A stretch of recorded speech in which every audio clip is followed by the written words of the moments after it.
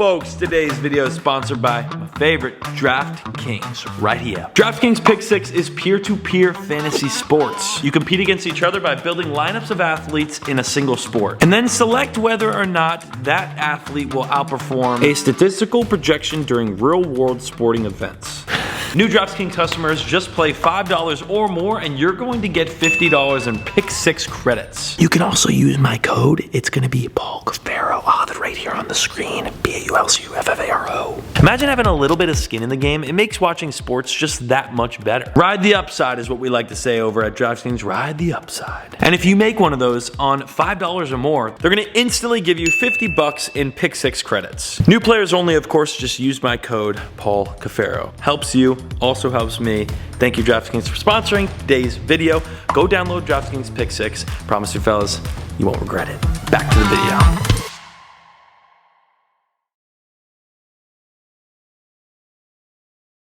Alrighty, Cuffaros, you probably clicked on this video and you're like, there's just no way. Yeah, no, I thought the same thing. I was at the warehouse earlier packing orders and I got a phone call from Uncle Nick that said, Phineas is his name on the channel, but he calls him Olaf.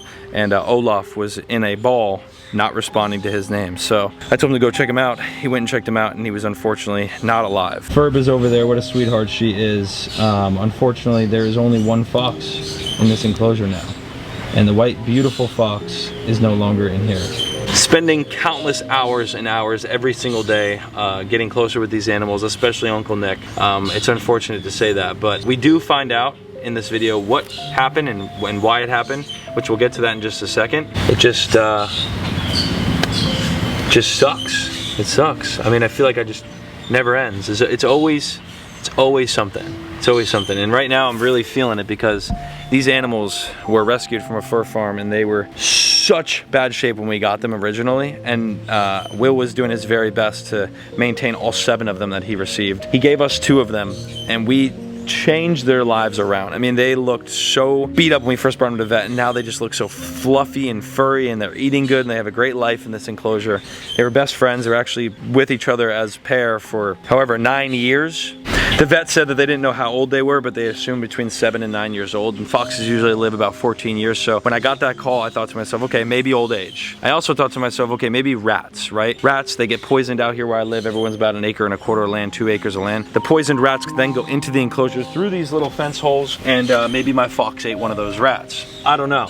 There's a bunch of different things that were going through my head, but originally I just thought there's no way. Just last night, I fed them a bowl of food and they walked right up to me, wired, not looking sick, nothing. And I actually have video of that, actually literally on my Snapchat. The foxes were totally fine. They weren't acting any sort of weird way. And then all of a sudden in the morning, that's how fast it could have changed. So I truthfully had no idea. Gio, did you have any random thought of what could have happened? Well, one, the rat poisoning thing we thought of. Yeah. And then of course I mentioned that possibly, I know Paul has a lot of these bufo toads out here. #1 invasive species we probably got here in Florida. And those have a crazy poison gland up in between their eyes. And I mean, that's literally one of the biggest cases of dogs passing away around here. The dogs, they go after them, they lick them, and then excrete this poison right out of these glands. It's like a milky color, nasty, and it's nasty. no good. It causes seizures and everything. It's a terrible invasive because not a lot of things can eat them because of that poison. So that's another thing that I thought of. And usually we get rid of those around here, if you know what I'm saying. But not all of them could always be gotten rid of, right? So I'll take you into the enclosure and I'll kind of show you where we found Olaf. And the idea behind what we think happened. So hop on in. So as you can see, this enclosure is looking amazing. Y'all watched me build this pretty much from scratch. We put this entire thing together, but we have these ledges, we've got these stairs, we've got the ledge over here. I mean, there's spots for these foxes to just hang out and chill. And unfortunately, we found Olaf right here in a ball, right there. He's sitting right there in a ball. And we thought, that's odd, right? Now, then just a bit that way, we found this. I knew it, dude. That has to be it.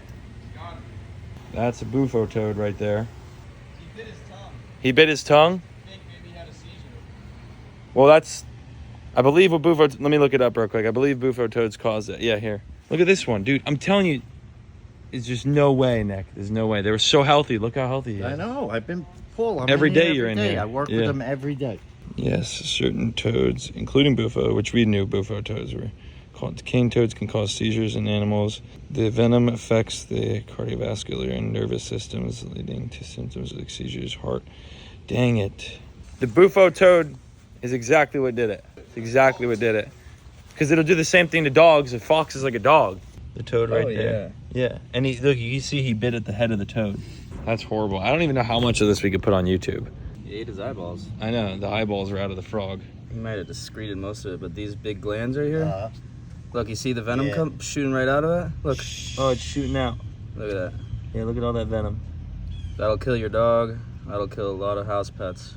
That is why they're an invasive species and they're not supposed to be here. They breed by the millions. At one point, one cane toad could lay over 1 million eggs.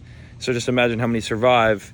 That's why we try to take them out while they're out here. Little pellet pew pew, and there's a lot of ways to get rid of them, but I mean, that's what they do. They do things like this. Could have been my dog, could have been Mia, but Mia's thankfully smart enough to avoid them. In this case, the white fox was not. And unfortunately, this beautiful animal that was doing so good is no longer with us because of one frog.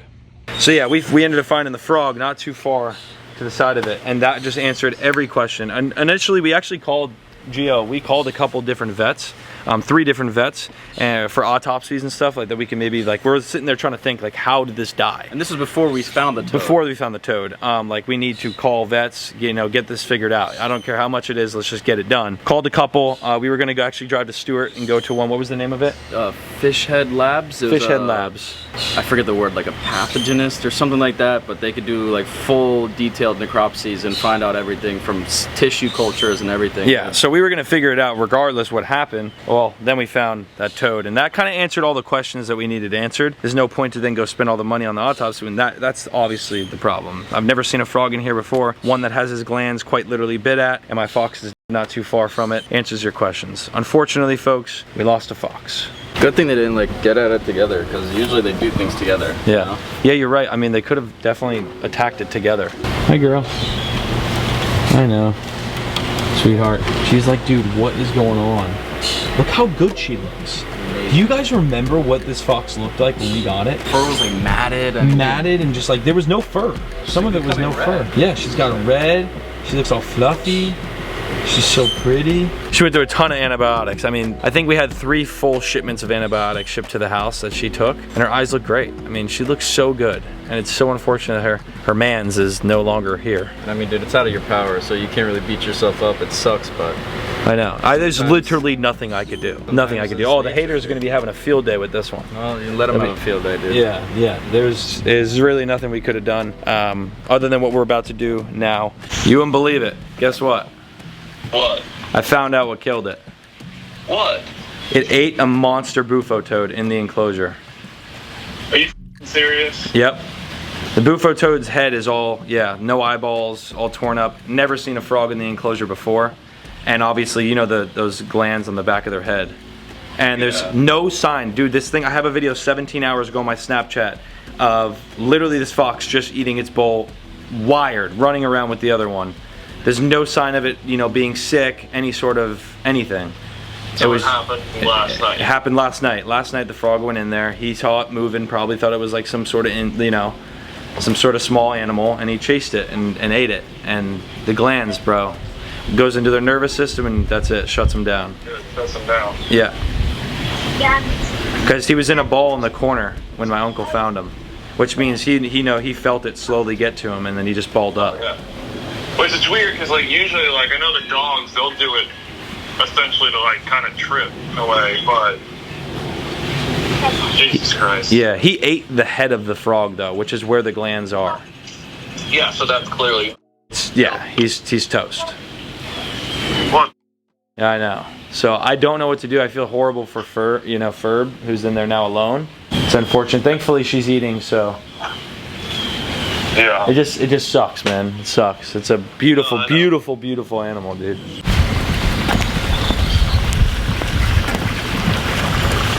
Alright, folks. There's only one thing that I could think of doing right now with this beautiful animal, and it's the most unfortunate thing that's ever happened at the farm. We've lost fish. We've lost animals before.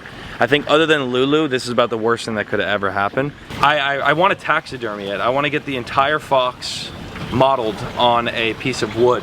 So what they'll do is they'll take the original fur, the original fox itself, pretty much take everything out of it. They'll put him standing with the wood and everything, a piece of wood with him like, he's got to be remembered. This Phineas was an amazing animal here at the farm. Nick had a really good connection with both the foxes. We were working with them every single day for so long. Y'all saw the progression, especially if you follow me on Snapchat. You saw many videos, hundreds of videos that I posted every day of how much better they got every day.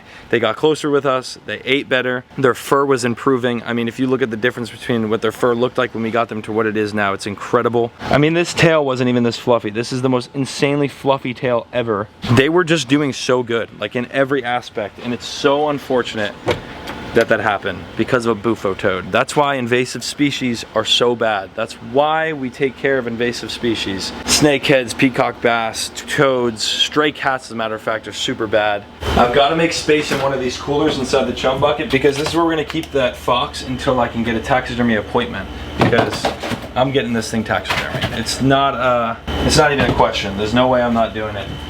I want to get it done, and we're going to get it done. So thankfully, I did just order a bunch of food, but this one is pretty empty right now. So it's gonna work out. We could just lay them right in there. First, I'll just get one of these garbage bags. Yeah, we'll just pretty much lay this in there first. It's so sad. Just because of a dang bufo toad. What can you do, folks? Makes me really scared for Munchkin and scared for the other animals as well. For now, he'll go in there, and that is so fresh that it doesn't even smell. It's actually crazy how fresh it is. I honestly feel so bad for my uncle. Like, Uncle Nick was in love with these foxes. He spent so many hours every day, so many hours with those foxes. I can't even compare my own hours to him. That's how much he spent with them. He had bowls made for them. We had so much bonding time. I just feel so bad for Uncle Nick alongside the fox and the other fox, you know, now he's alone. So some of the things that we're gonna do come this way. This is the size of the fence that is on all the enclosures. It's the size typically that's on most enclosures. But what we're gonna have to do is about the 3-foot height. We're gonna get this small chicken wire, and we're gonna put this along the entire bottom of all the enclosures here at the farm, because we don't want anything like this to ever happen again. So that is something that we're gonna get done, needs to be done in this video. We don't want any of this to ever happen again. So chicken wire is gonna get installed, and then we're also gonna get this thing taxidermied. Phineas is gonna be fully taxidermied. Just a few things that need to get done first before that. It's gonna take weeks to get done. So in the meantime, let's get to working on these fences so that none of these toads can get into the enclosure. At least at the size of those poisonous glands are effective towards animals of that size, right? If the smaller frogs get through, I can only imagine, gosh forbid one does eat one, it wouldn't be enough to actually kill it. That one was a big frog. So unfortunately, we lost one animal, and in that loss, we have now learned that these fences need to be even smaller than they originally planned to be. That should be a law on FWC because of the bufo toads. Like, yo, your fence wire needs to be this small, you know? Surprised it's not. Anyway, this is the existing fence from 3 feet up. We're gonna install the chicken wire right now. Bam! We've got it. The wire, 3 feet by 50 feet, chicken coop wire. This wire is gonna prevent any frog big enough with enough gland to do anything to my animals out of the enclosures. And as you can see, we've got it rolling on right now. And who it is? Hector. It's been a while. Yeah, man. Busy man. I was busy. He's busy man. Hector's back. It is a nice, beautiful day here at the farm, and we are putting on, as you can see, the wood to cover up all of that excess stuff. So it's gonna look kind of like this one piece right here. This is what it looks like, not done yet. It's not done yet. And then that's what it looks like completed. Boom, just like that. Take a look. Boom, And looks good. Put a, you know, Yep. this a little bit. Put a little bit of those down there, Yeah. so nothing could get through the bottom there. Because that frog must have pried through. I mean, he must have literally went through sideways. You can't go this way. That was a big frog. He came through sideways. So now with these, it is not possible for anything large enough to get into the enclosure. And a frog, a bufo toad at least, is not going to climb up past that 3 feet to get in. It's just not going to happen. So we have to do this around each and every enclosure, not just this fox enclosure right here, which it doesn't look that bad. It looks pretty good, actually. Not just this enclosure, though. We're going to do it on Munchkin's enclosure as well, which is right here. As you can see, Munchkin, what's up, Bubba? We're going to do it on Munchkin's enclosure as well. And then also not only munchkins, but not today, but eventually. I bought the wire for it already. The otter down here. Hello, Butty, hello. But yes, eventually I did buy enough to do the otter enclosure as well. That's no rush though. The otter won't even be out here for another like 6 months. It's gonna be living in something we're building soon in the patio there. So, Fox, hopefully you're doing all right so far. She's probably a little confused why she's alone, and they definitely should have more than one. So I am on the lookout. I'm seeing if anything's available, if any rescues are needed. So we'll see. I'll keep that all in mind, of course, as I get people hitting me up. Hopefully, if you have a fox or you know anyone that does have a fox and want to rehome, reach out. I will have the space, of course, and I would prefer Ferb to have someone with her. Here we go. It looks really good. And that's not even with the frame piece right here. I mean, it looks really good. This is the first fully done one. You think that looks good? Yeah, really not bad at all. But just imagine that same process going around the entire enclosure, all the way down that side, all the way down this side, the back, the side, and of course that whole enclosure as well is what we're doing today. Right, buddy? I just interrupted his moment because he was being too loud. You know what I'm talking about. If you know, you know. I'm sorry, buddy. I'm sorry. But it's time to eat, not to do what you were doing. Anyway, chicken coop wire is going on the enclosures to prevent anything from happening from this moment on. I knew this would be something that was highly commented. Obviously, I thought about it off rip. Did I think about it when we first built the enclosure? No, I'd never in a million years thought a big bufo toe was gonna slide sideways and that happened to my animal. Just wasn't even something that crossed my mind, nor anyone's mind, because I didn't see a single comment on it. So you comment warriors, don't go down there acting like you were gonna say something. there's of course gonna be people like that. There's nothing I could do in this case scenario. And unfortunately, we lost a fox, but we are taking full precaution to have that never happen again here on the farm.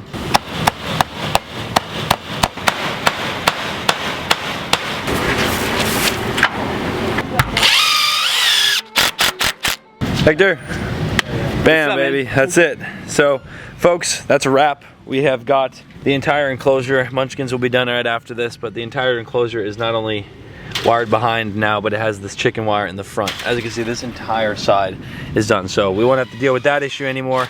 I'm still on edge whether I want to taxidermy this fox or not. It's in the freezer for now. Let me know in the comments what I should do. Taxidermy, or just bury it in the backyard. We can make a little tombstone or something for him. I want to see your opinion before I make any decision. I appreciate you watching up to this point of the video though. Unfortunately, today's video wasn't one of those high energy, positive videos, but things happen. That's what owning a farm is like. Unexpected things happen. This looks really, really good though, and it's, you know, sometimes you got to look at things in a different way. You know, maybe this happened to Phineas because this needed to get done in order to save another animal. You know, you just really never know, but this really did need to get done. And now that we know this has to get done on the enclosures, we're going to do it on the otter before the otter even goes out there. We're going to do it on this new enclosure. We'll make sure to do it every single time. Everything happens for a reason, folks. That's what you got to live by. Thanks so much for watching today's video. Hector. Yes, sir. We'll see you in the next one. Oh yeah, next week. Yes. Peace out.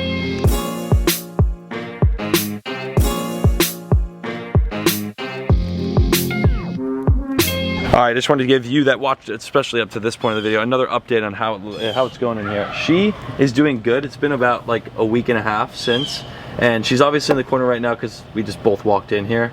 She's burying her chicken, but her coat looks amazing. She looks amazing. She's doing okay. I am on the look for another fox. It would be cool if we had another one to replace, but she is absolutely gorgeous. I mean, look at the tail, look at the fur. She looks so good. She had like matted hair. She did not look anything like she looks now when we first got her. So, nice little update on her for you, for those that watched up until this video. And yeah, unfortunate news that we had to release today, but things happen. And as you can see, there's caging around the entire enclosure now, and that will never ever happen again anywhere on the farm.